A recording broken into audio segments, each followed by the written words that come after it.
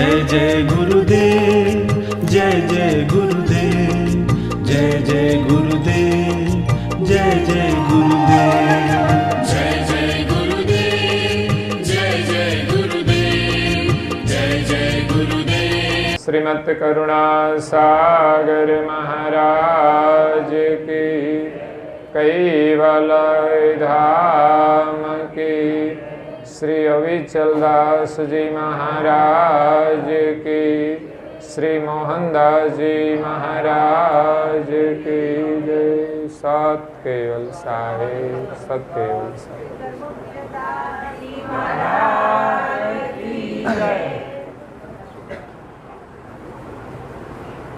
भूलत सदेह गेह नहीं पावा,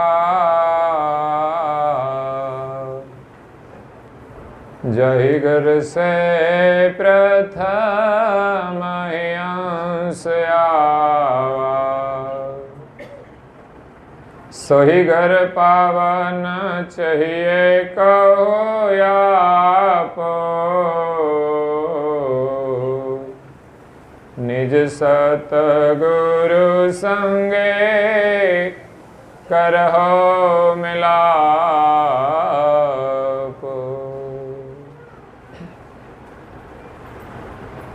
प्रिय भक्तजनों, ज्ञान संप्रदायना आद्य स्थापक, अनंत ब्रह्मांडाधीश विश्व नियंता, सकर्ता सतकैवलना महाद सजान जान स्वरूप ने अनेक न्यायों द्वारा प्रत्यक्ष प्रमाण थी, स्व अनुभव थी प्रतिपादन करी आपनार अनंत अंशोना तारणहार, परम मोक्षना दाता, कैवल धर्म धुरंधर, महान समर्थ, परम श्रेष्ठ, परम विभूतिवान, परम दयालु, परम कृपा निधि, सर्वज्ञ दिव्य परम गुरु श्रीमद करुणा सागर महाराज जगतना जीवोनु कल्याण करवा माटे, जगतना जीवोने जन्म मरणना ત્રાસમાંથી મુક્ત કરવા માટે, જગતના જીવોને જગત કર્તાનો સંદેશ આપવા માટે અકળ વિભૂતિનો અતિ દિવ્ય મનુષ્ય દેહ ધારણ કરી આ વિશ્વની અંદર 14 લોક અને 7 દ્વીપમાં પ્રગટ થયા છે। જંબુદ્વીપની અંદર जगतना जिज्ञासु અને મુમુક્ષુ અંશોને यथार्थ ज्ञानનો उपदेश આપતા स्वरचित पंचम स्वसंवेद ग्रंथना चौथा स्कंदने विषे निजपति परम प्रभाव नो बोध करता कहे छे कि भूलत सदेह गेह नहीं पावा, जाहि घर से प्रथम ही अंश आवा। संसारनी अंदर जीवो दुखी थाय छे, एनी पाछळनुं कारण कि जीवो पोताने जाणता नथी कि हूँ कोण छुं। आ शरीर में रहेल चैतन अंश जेने आत्मा पण कहे छे, जेने जीव पण कहे छे, परिस्थितिना योगे एनु संबोधन अलग अलग थाय छे, पण जे संबोधन करता होय छतां पण एमां रहेल जे चैतन छे एने कोई जाणतुं नथी। एटले आ जीवात्मा अज्ञानताना कारणे આ સંસારની અંદર જન્મ મરણના ચક્રમાં વારંવાર જન્મ લઈ અને દુઃખી થાય છે. ભૂલત સદેહ ગેહ નહીં પાવા. સદેહ અંશનું પોતાનું જે સ્વરૂપ છે એ સ્વદેહ છે, અને આ મળેલું શરીર છે એ તો પરદેહ છે. એ તો છોડી દેવાનું છે. એમાં આપણે રહીએ છીએ, પણ એ આપણું હંમેશના માટે નથી. આપણને ભ્રાંતિ થઈ ગઈ છે કે આ શરીર મારું છે. એટલું જ નહીં, પણ શરીર એ જ હું છું, એવી મોટી ભ્રાંતિ થઈ છે. માત્ર શરીરને આપણું માનીએ એ તો ઠીક છે. જે અંશ જેમાં રહેતો હોય એ પોતાને એમ માને કે આ શરીર તો મારું જ છે. જે ઘરમાં રહેતા હોય એ ઘર મારું જ છે. પણ પોતાનું માનીને એની કાળજી રાખે છે ખરો? ખાલી સુંદર દેખાવા જ પ્રયત્ન કરે છે, પણ એને સારું રાખવા પ્રયત્ન નથી કરતો. આપણા શરીરમાં અનેક રોગ છે. એની પાછળનું કારણ કોઈ કર્મ તો હશે જ, પણ વર્તમાન સમયની અંદર આપણે એને યોગ્ય રીતે સાચવતા નથી, એની જાળવણી રાખતા નથી. એના કારણે જ વધારે પડતા રોગ થાય છે. એટલે શરીર આપણું છે એવી માન્યતા પણ આપણા માટે સ્વાર્થ સિદ્ધ કરનારી બની ગઈ છે. આપણું છે, આપણે એમાં રહેવાનું છે, એને સાચવવું જોઈએ. પણ આ શરીર શા માટે મળ્યું છે એનો પણ કોઈ વિચાર કરતા નથી. પણ લોકો માને છે કે બસ માત્ર આ શરીર વિષય સુખ માટે મળ્યું છે, ભોગના સુખ માટે મળ્યું છે, અને એની પાછળ જ આ જીવાત્મા પોતાના સ્વરૂપને ભૂલી ગયો છે. ભૂલી જવાનું કારણ આ જ અંગની અંદર આગળ પરમ ગુરુ એ કહ્યું છે, શરીર સંબંધી ઇન્દ્રિય રસ ભોગા 5-25 સંયુક્ત સંજોગા यहीं के संग मिले भय आही रोपा विसर गए निज स्वरूप अनूपा. शरीर संबंधी इंद्रिय रस भोगा. શરીર સંબંધી જે ઇન્દ્રિયો છે, 10 ઇન્દ્રિયોનું બનેલું આ શરીર, અને વિશેષ આપણે 10 ઇન્દ્રિયોના વિષયની અંદર જ ભૂલા પડેલા છીએ. એના કારણે જ આપણે આપણું સ્વરૂપ ભૂલી ગયા છીએ. વિષય સુખની આસક્તિમાં આપણે વિષયોને જ સુખ માની લીધું છે. એટલે નિજ સ્વરૂપનું જે સુખ છે એ સ્મરણમાં આવતું નથી. મહાપુરુષો આપણને જ્ઞાન દ્વારા સ્મરણ કરાવે છે, જાગૃત કરે છે કે આ શરીરનું સુખ છે સત્ય નથી. એટલે સત્સંગમાં બેસીએ ત્યારે તો આપણે નક્કી પણ કરી લઈએ છીએ કે આ સુખ સાચું, પણ ઘરે જઈએ ત્યારે પાછું સાચું લાગે છે. કે ના આ સુખ સાચું છે. વિષયો સામે આવે ત્યારે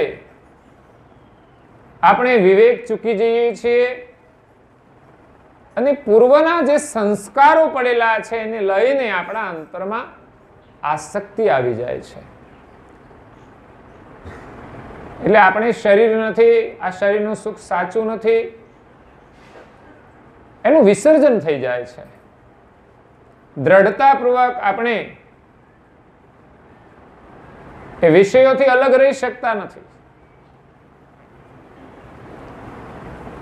એટલે પરમ ગુરુ કહે છે કે શરીર સંબંધી ઇન્દ્રિય રસ ભોગા 5-25 સંયુક્ત સંજોગા. 5 તત્વોની આ 10 ઇન્દ્રિયો છે, 5 તત્વોની 25 પ્રકૃતિ છે, એના જુદા જુદા સ્વભાવ છે. એના પ્રભાવમાં આપણે વર્તમાન કરીએ છીએ. યાહી કે સંગ મિલી ભયે યાહી રૂપા. આ સંસારની અંદર આપણે આવ્યા, આ શરીરની અંદર નિવાસ કર્યો એટલે આપણે શરીર જેવા થઈ ગયા. પછી જે વાતાવરણમાં રહેતા હોઈએ, અમદાવાદમાં રહીએ તો અમદાવાદી થઈ જઈએ અને સુરતમાં રહીએ તો સુરતી થઈ જઈએ અને કાઠિયાવાડમાં રહીએ તો કાઠિયાવાડી થઈ જઈએ. પણ એ બધું ભૂલીને આપણે એનાથી અલગ છીએ. સંસારની અંદર તો બહુ પ્રકારની વિવિધતા છે. શરીર અલગ અલગ છે, તો કોઈ સ્ત્રી છે, કોઈ પુરુષ છે, તો ત્યાં પણ એક ભેદ ઊભો થઈ જાય. આપણી એક બહુ દ્રઢ ભ્રાંતિ છે કે હું શરીર છું, કે હું પુરુષ છું ને હું સ્ત્રી છું. આ ભ્રાંતિને ઓગાળવી બહુ જ મુશ્કેલ છે. આત્મચિંતનમાં કેટલી આપણી વૃત્તિ સમરસ થાય ત્યારે આપણો દેહાધ્યાસ દૂર થાય કે હું પુરુષ છું અને હું સ્ત્રી છું. છતાં પણ આ શરીર અનુસાર આપણે વર્તન તો કરવાનું જ છે. સ્ત્રી અને પુરુષ એ સંપૂર્ણ તો નહીં ભૂલી જાય, કારણ કે એની મર્યાદાનું ધ્યાન તો રાખવું જ પડતું હોય છે. પણ શરીરની અંદર આ જીવ બેભાન થઈને શરીરની આસક્તિમાં એ વિષયોની અંદર આકર્ષિત થઈ જાય છે. જો કે સ્ત્રી અને પુરુષ બંનેની અંદર 5 તત્વના વિષયોની આસક્તિ સમાન જ છે. 5 જે માત્રાઓ છે, શબ્દ, સ્પર્શ, રૂપ, રસ અને ગંધ. તો આ 5 વિષયોનું આકર્ષણ સ્ત્રી પુરુષમાં સમાન છે.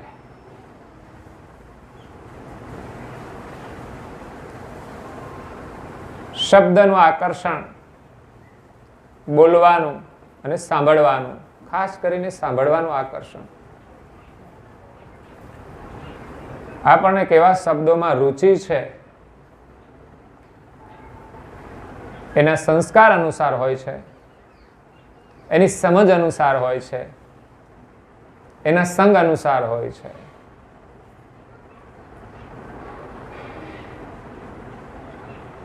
તો બહુધા આપણે ભૌતિક જે વાતો છે એ શ્રવણ કરવાની આસક્તિ વધારે હોય છે. એના પૂર્વ સંસ્કારો પડેલા હોય છે અને નવું આપણે સર્જન કરતા હોઈએ છીએ. એમાં આપણે વિવેક કરવાનો છે, વાણીનો વિવેક.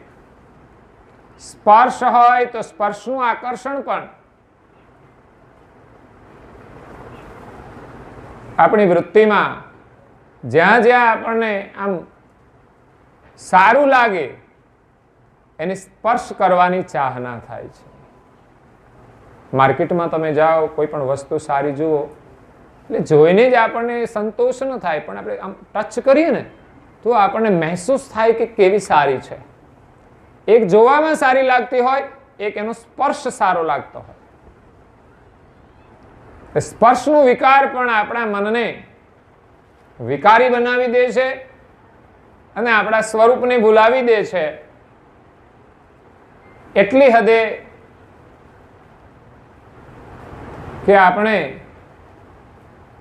પરમ ગુરુના ચરણ સ્પર્શનો આનંદ લઈ શકતા નથી, એમની સેવાનો આનંદ લઈ શકતા નથી. અગર તો કોઈ દુઃખી જીવ હોય, એમની સેવા કરવામાં પણ એક પ્રકારનો આનંદ હોય છે, સ્પર્શનો. પણ કોઈને ગરડાનો હાથ ઝાલવો ગમતો નથી અને નાના છોકરાઓ રમાડવા આપણને ગમે છે. તો આમ તો એમ કહેવાય છે કે નાના છોકરા અને વૃદ્ધ બંને એક સરખા જ હોય છે સ્વભાવમાં. વૃદ્ધ થાય ત્યારે એનો સ્વભાવ બાળકના જેવો થઈ જાય છે. અગર તો રાખવો જોઈએ.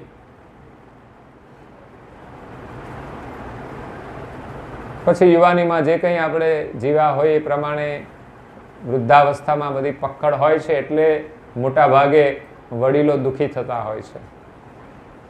બાળકના જેવો જો સ્વભાવ રાખે, સરળ, તો ઘરમાં કોઈને તકલીફ ન પડે તો દુઃખી ના થવું પડે. એટલે સ્પર્શનો વિકાર, એનાથી આપણે બચવાનું છે. રૂપ, પરમાત્માએ સુંદર સૃષ્ટિ બનાવી છે. એ આપણા મનને વિકારી બનાવવા માટે નહીં. પરમાત્માની જે બનાવેલી સુંદર સૃષ્ટિ છે એ તો આપણને આનંદ આપે છે, પણ માણસ જે કૃત્રિમ સુંદરતા બનાવે છે ને, એ વધારે એને મનને વિકૃત કરે છે. કુદરતી ચહેરો છે એ તો છે જ, પણ પછી એને ટીપ ટોપ કરીને એવો તૈયાર કરે છે કે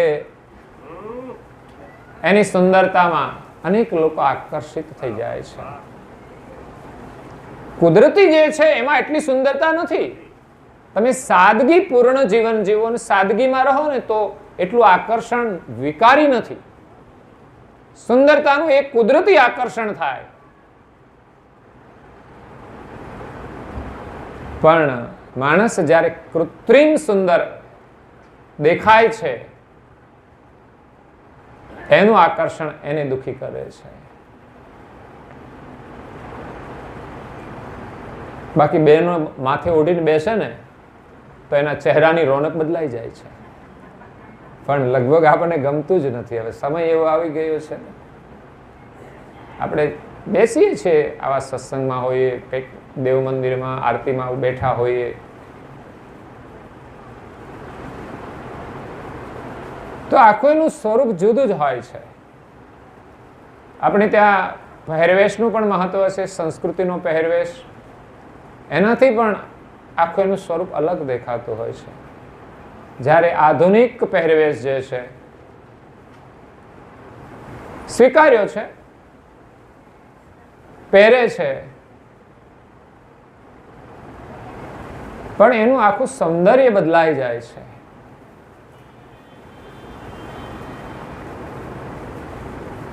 જો આપણી ભક્તિ કરવી હોય અને આ બહારની દુનિયાને ભૂલવી હોય તો આપણે એવો પહેરવેશ પરિધાન કરવો પડે કે વિશેષ આપણા પહેરવેશનું સ્મરણ ન થાય,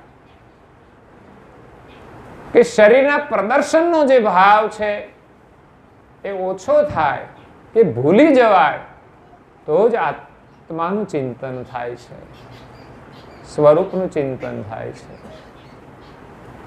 નહીં તો આપણો દેહાધ્યાસ વધુ દ્રઢ થાય છે. એક તો શરીર ધારણ તો કર્યું છે, એનો પ્રભાવ તો છે જ, ગમે તે પહેરવેશ પહેરીએ, અને આપણા જે સંસ્કાર લઈને આવ્યા છે એનોય પ્રભાવ છે, અને ઉપરથી આપણે પછી ચિત્ર વિચિત્ર જે કંઈ ધારણ કરીએ એમાં પહેરવેશ પણ આવે, પગના જૂતિયા પણ આવે, સવર્ણના શણગાર પણ આવે અને માથાની જટા પણ આવે. એનો પણ બહુ મોટો પ્રભાવ છે અને એના માટે પણ લોકોને કેટલો સ્નેહ છે, વાળમાં કેટલી પ્રીતિ છે. હાડ જલે જેમ લકડી કી મૂલી, બાલ જલે જેમ ઘાસા. આખર તો આ વાળ ઘાસની જેમ બળવાના છે અને આ શરીર લાકડીની જેમ બળી જવાનું છે. છતાં પણ આખી જિંદગી આપણે એને બાહ્ય રીતે સુંદર દેખાય એમાં જ આપણો સમય ગુમાવી દીધો. સુંદર રાખતા રાખતા એ અસુંદર થઈ ગયું ને. વૃદ્ધાવસ્થામાં તમે જુઓ, એને બ્યુટી પાર્લરમાં લઈ જાઓ ને તો એ સુંદર નહીં લાગે. અને યુવાનીની અંદર તમે બ્યુટી પાર્લરમાં ન જાઓ તો એની કુદરતી સુંદરતા છે જ. બાકી જેનું કુરૂપ હોય એની બ્યુટી પાર્લરમાં લઈ જાઓ તો એ સુંદર ન બની શકે. પરમાત્માની જે સુંદરતા છે નેચરલ છે, જેને જોઈને આપણા અંતરમાં અહોભાવ પ્રગટે.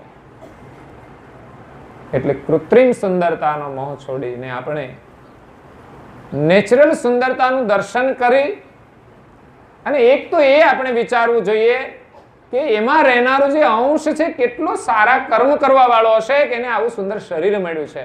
બાકી બધાને હરખું શરીર મળતો, કોઈ કે કોઈ કાળું છે ને કોઈ ધોળું છે, કઈ ફરક નથી પડતો કાળા ધોળામાં. પણ મહત્વ છે.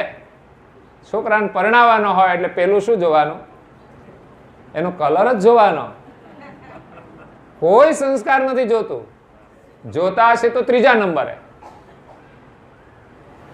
પહેલા નંબરમાં પછી તો આમાં છોકરો હોય એ પ્રમાણે બધું ચલાવી લેવું પડે છે. બાકી બધાની પસંદ તો એમ જ હોય.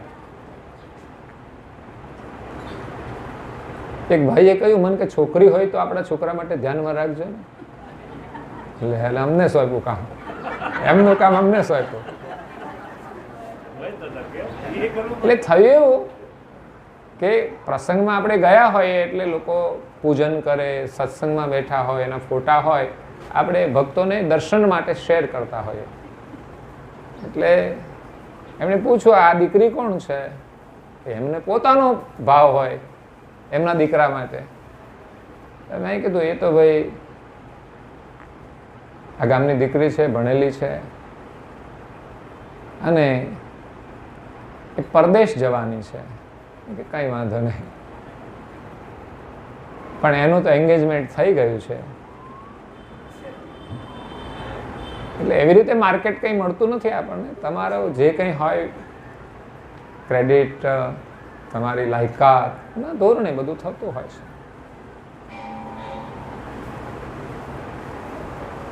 પછી મેં કહ્યું દીકરી છે એટલે પ્રપોઝ મૂક્યો એમણે. દેખાવમાં તો સારી છે ને. મેં કીધું તમારે હાથ જોવાનું છે એટલે પછી તો હવે અમારા હાથમાં વાત નથી, તમારા હાથમાં વાત છે બધી. અમે તો એના સંસ્કાર જોઈને કહીએ, પછી તમને ધ્યાન આવે ના આવે વસ્તુ અલગ હોય છે. છતાં અમારો વિષય નથી, કારણ કે આ બધું મુસીબત વાળું કામ છે ને. જોડ્યા પછી મનમેળ ન રહે, કારણ કે ભૌતિકતા જોવે છે માટે આ મનમેળ નથી. બાકી તો સંબંધો જ્યારે વડીલોની આજ્ઞામાં થતા હતા અને મર્યાદામાં આખી જિંદગી નિભાવતા હતા, એ જોવાય નતા ગયેલા. અને શાસ્ત્રો એમ કહે છે કે લગ્ન પહેલા એનું મુખ નહીં જોવું જોઈએ. એમ કહે છે. જોવો એનો વાંધો નહીં, પણ તમે જુઓ ને તો જોઈ તો લે છે, પછી મળી પણ લે છે. એમાં ઘણી મર્યાદાઓ ઘણી વાર તમે ચૂકી જાઓ ને તો મુશ્કેલીઓ ઊભી થાય.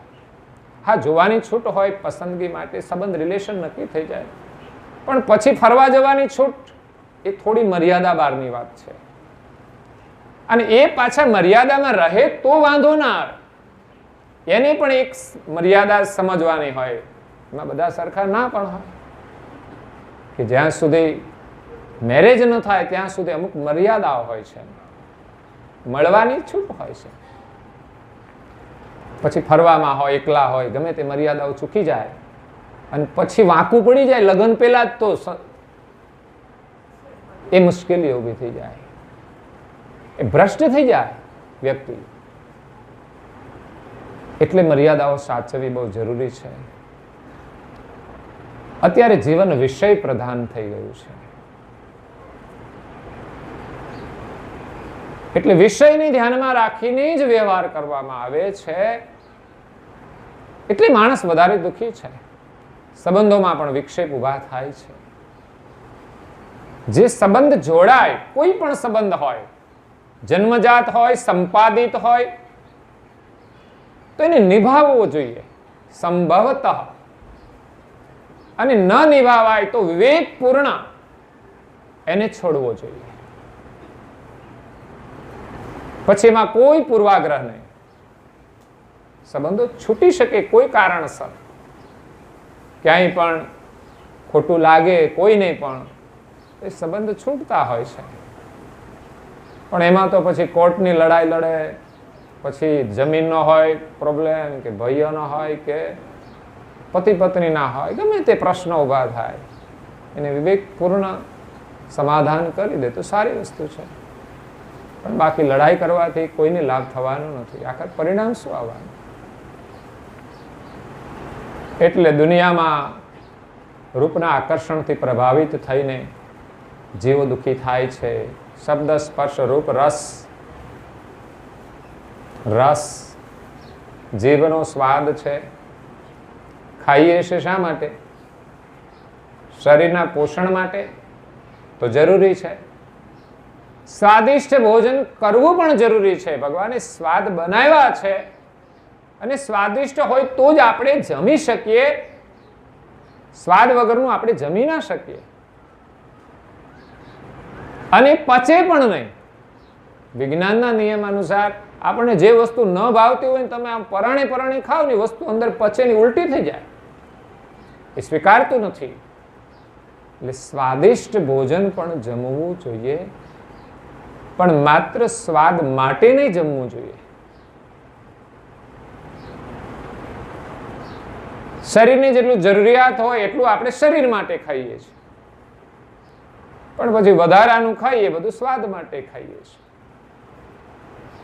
શુદ્ધ ભોજન કરીએ એ શરીર માટે છે, અને અશુદ્ધ ભોજન થાય છે તે મસાલા શરીર માટે છે. એક જ વાર સાંભળીએ ને છૂટી જવા જોઈએ, છોડી દેવા જોઈએ. બેનો તાલીઓ તો પાડો.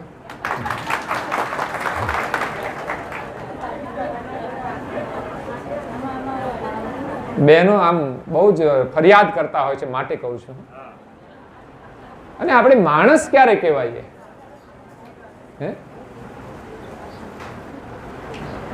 ભક્તિ તો આપણે કરીએ છીએ, પણ પછી આ બધું આપણે ચલાવી લઈશું તો ચાલશે નહીં. બધી જગ્યાએ વિવેક તો કરવો જ પડશે.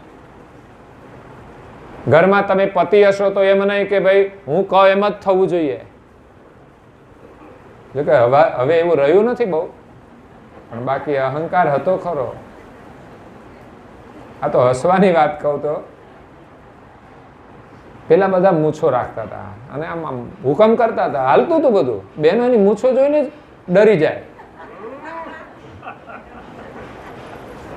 અને હવે તો ગઈ મૂછો એટલે હવે ઘરમાં એટલું પ્રભાવ ઓછો થઈ ગયો. આ કુદરતી છે, આ તો સમય છે એવો, બાકી બીજું કઈ નથી. પણ ખોટું ના ચાલે, બીજું કઈ નહીં. એટલે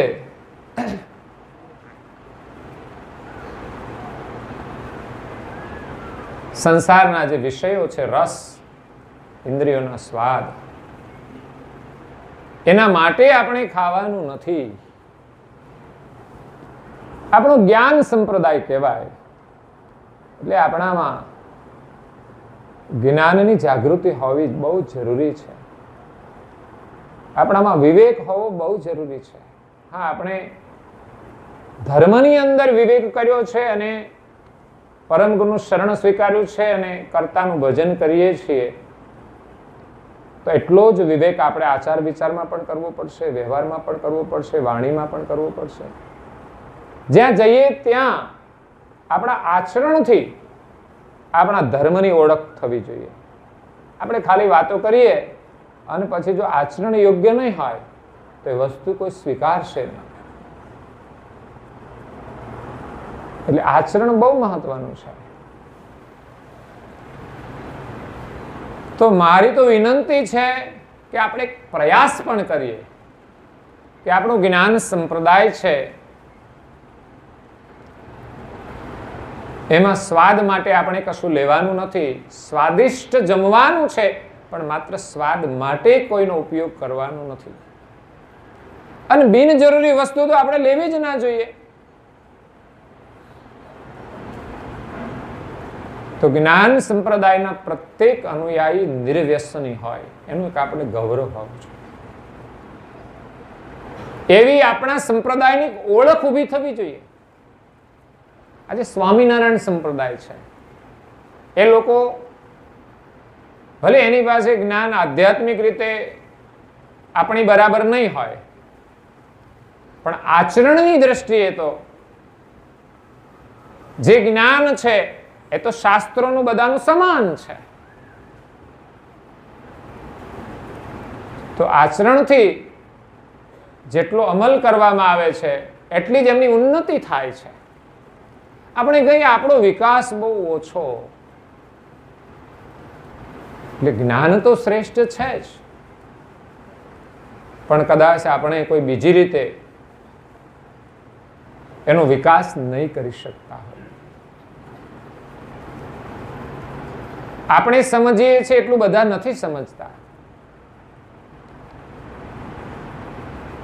પણ આચરણની દ્રષ્ટિએ જેટલું આપણે એનું પાલન કરીશું એના પ્રભાવથી લોકો સ્વીકારશે કે ના, આમનો ધર્મ શ્રેષ્ઠ હોવો જોઈએ. આચરણ એની ઓળખ છે.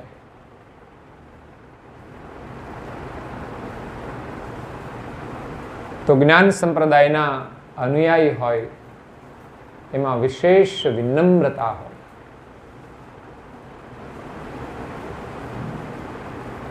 સત્યનો આગ્રહ આપણે ચોક્કસ રાખીએ, પણ કોઈની સાથે આપણે લડવા માંડીએ ને તો એમ કોઈ સ્વીકારશે નહીં. પણ સત્યનો આગ્રહ એક વ્યક્તિ પોતાના માટે વિશેષતમ હોય છે.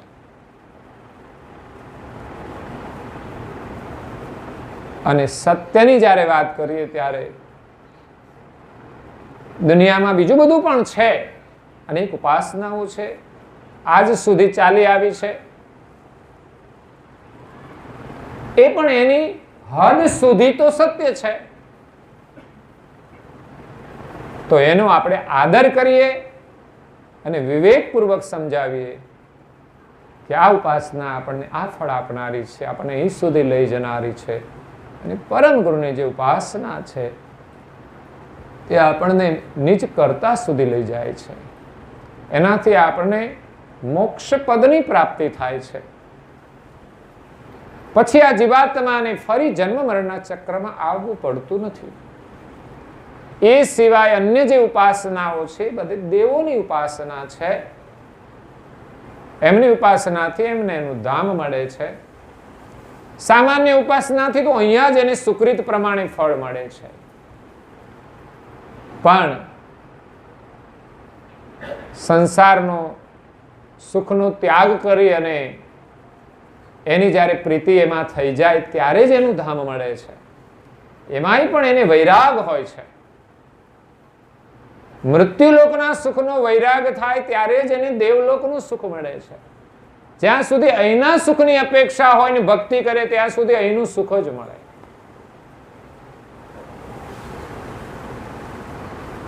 એટલે વિવેકપૂર્વક આપણે સમજાવીએ. માને તો ઠીક, ન માને તો કઈ નહીં. કારણ કે ઘણી વાર ઘરમાં બધા સભ્યો પણ ન સમજતા હોય તો એની સાથે લડાઈ કરવાથી એ સમજી જતા નથી. પરંતુ એક આદર્શ જીવન જીવશે, વિનમ્ર જીવન જીવશે તો ઘરના બધા જ સભ્યો એને સ્વીકારશે. આદર્શ અને વિનમ્ર જીવનનો એક વિશેષ પ્રભાવ જ રહ્યો છે કે કોઈ ધર્મ હોય કે ન હોય, પણ જેનું જીવન આદર્શ છે એનો પ્રભાવ સમાજની અંદર પણ સ્વાભાવિક હોય છે. સમાજ એનો આદર કરે છે,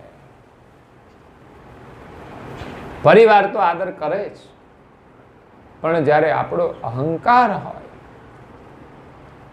તો એને સ્વીકારી શકતા નથી. કારણ કે આપણે જેટલું સમજીએ છીએ એટલી સામેની વ્યક્તિ ન સમજી શકતી, એની ભૂમિકા ન હોય તો એની ભૂમિકા જોઈને આપણે એને સમજાવવું જોઈએ. નાનું બાળક હોય એ પહેલા ધોરણમાં બેસે ત્યારે આપણે એને કે 10મા ધોરણનું શિક્ષણ તો ન જ અપાય, એને પહેલા ધોરણના જ પાઠ ભણાવવા પડે. એની સાથે એમની ભાષામાં વાત કરવી પડે કે કાકાને આપણે તાતા કહીએ, તાતા. એમ બાળકને ધીમે ધીમે અભ્યાસ કરાવવો પડે છે. એટલે મૂળ જ્ઞાનની સાથે સાથે છેક પહેલા ધોરણનો અભ્યાસ એ કનેક્ટ થવો જોઈએ. એની સાથે દરેકે જોડાવું જોઈશે. ત્યારે જ આ પરંપરા કાયમ ચાલશે. જો આગળ આપણી પ્રાથમિક શાળાનું શિક્ષણ આપણે આપીએ જ નહીં તો પછી આગળનું જે શિક્ષણ છે એની ભૂમિકા નહીં બને તો પછી એ વાતને કોઈ સમજશે નહીં, કોઈ સ્વીકારશે નહીં. એટલે આપણે રસનું જે આકર્ષણ છે તો માત્ર સ્વાદ માટે જીવવાનું નથી. એના માટે એક કહેવત કહેવામાં આવી છે કે આપણે જીવવા માટે ખાવું જોઈએ, પરંતુ ખાવા માટે જીવવું જોઈએ. લોકોનો મુખ્ય ધ્યેય થઈ ગયો છે કે બસ આપણે ખાવા માટે જીવવાનું છે, ખાવાનું મળી જાય તો બીજું શું જોઈએ.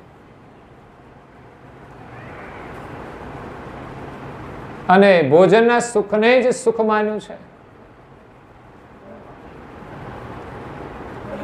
એટલે વ્યસનોને આપણે તિલાંજલિ આપવાની છે. કુસંગથી આદત પડી ગઈ છે, હવે એને આપણે સત્સંગથી છોડવાની છે. કુસંગથી આદત જલ્દી પડી જાય છે, પરંતુ આદતને છોડવા માટે થોડો સમય લાગી જાય છે. એના માટે મહેનત કરવી પડે છે.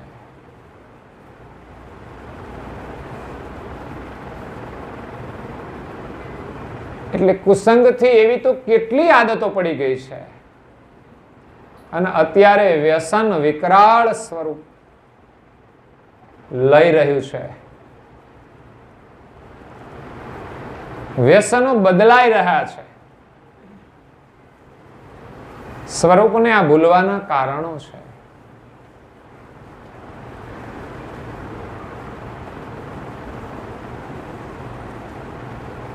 તો અત્યારે નાના નાના વ્યસનોમાંથી ભયંકર વ્યસનો થઈ રહ્યા છે, જે વ્યક્તિને તો દુખી કરે છે, બરબાદ કરે છે, સાથે સાથે પરિવાર પણ બરબાદ થઈ જાય છે.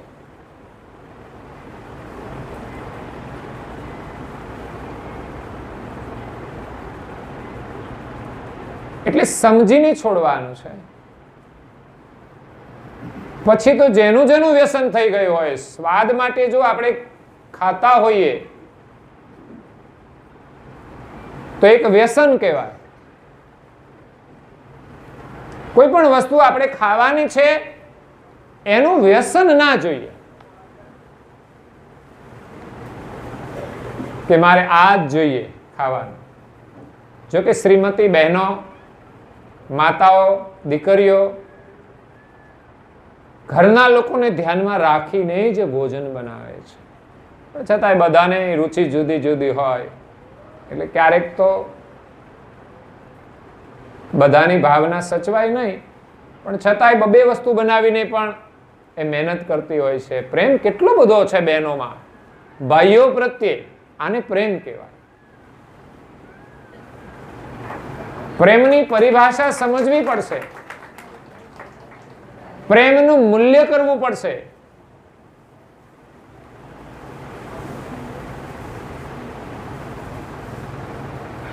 બહેનોનો પ્રેમ, માતાનો, પત્નીનો, દીકરીનો કે ઘરમાં કોઈ પણ સભ્ય હોય, ભોજનની અંદર એનો જે પ્રેમ હોય છે એનું મૂલ્યાંકન કરવું જોઈએ. કેટલો ખ્યાલ રાખે છે. અને એ ભોજન કર્યા પછી આપણને તૃપ્તિ થવી જોઈએ, પણ થતી. આપણે ત્યાં ભોજન પછી એક મુખવાસની પરંપરા છે, આપણા શાસ્ત્રોમાં છે. આપણે થાળ ગઈએ ને તો એમાં પણ મુખવાસ આવે છે. એટલે જમ્યા પછી અમારા ભાઈઓ મુખવાસ લે છે.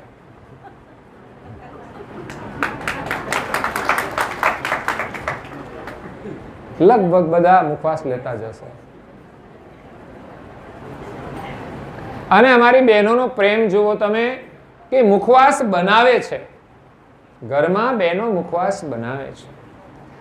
ભાઈઓને જોઈએ તમામ વસ્તુ બનાવે છે. અથાણા પણ સરસ બનાવે. કેટલા કેટલા સ્વાદિષ્ટ બધા ભોજન બનાવ્યા છે. બધા બહેનો બધા બહુ બનાવતા હોય છે. જેને જેટલું આવડતું હોય એટલું, પછી તો જેવું આવડતું હોય પ્રમાણે. અને એવું ભોજન કર્યા પછી તમારા માટે મુખવાસ પણ હોય. અને એમાંય વેરાયટીઓ આવી છે બહુ મુખવાસની પણ. પણ આપણે ત્યાં સિમ્પલ જે મુખવાસ હતા, વરિયાળી હતી, દાણા દાળ હતું, તલ હવે લોકો ઉમેરે છે એમાં. પછી બધા નવા નવા મુખવાસ લોકો કાઢ્યા છે.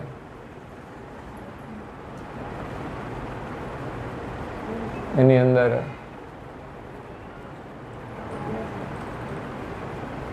બધી અલગ અલગ વસ્તુઓ ઉમેરીને. હા, આ સિમ્પલ મુખવાસ ખાઈ શકાય અને ખાવો જોઈએ. પણ કુસંગથી માણસ ભ્રમિત થઈ, મિત્રોના સંગથી આ બધી આદતો પડી છે બહારના મુખવાસની. એમાંય તમાકુ, એ તો એક ઝેર છે, મીઠું ઝેર. તો તમાકુનું સેવન નિષેધ છે. માણસ પાસે જ્ઞાન હોવા છતાંય વિવેક બુદ્ધિ નથી કેમ? તો પછી એ જ્ઞાન કહેવાય જ નહીં. હું તો ઘણા શિક્ષકોને જોઉં છું મસાલા ખાતા હોય, મેં કે આ શિક્ષક કહેવાય? શું ભણાવે? એની પાસે નોલેજ ના કહેવાય. હું તો કોઈ શાળામાં જાઉં તો શિક્ષકોને ટકોર કરું છું, કારણ કે મને જોવા મળે છે એટલે. અને આપણા ભક્તોમાંય પણ જોવા મળે છે એટલે ટકોર કરું છું કે આહાર શુદ્ધિ બહુ જ અનિવાર્ય છે. આહાર શુદ્ધિ વિના વિચાર શુદ્ધિ સંભવ નથી. કદાચ આપણને પુસ્તકમાંથી જ્ઞાન મળે, સ્મરણમાં હોય તો યાદ રહી જાય. કોઈ સારા વક્તા સારી કથા પણ કરી શકે છે, પણ આહાર શુદ્ધિ બહુ અનિવાર્ય છે. એ જ્ઞાનનો અભ્યાસ પણ બહુ જરૂરી છે. અભ્યાસ વિના એનો અનુભવ નહીં થાય. તો ગમે તે આચરણ કરતા હોઈશું તો એ અભ્યાસ રહેવાનો છે, છૂટી જશે. એટલે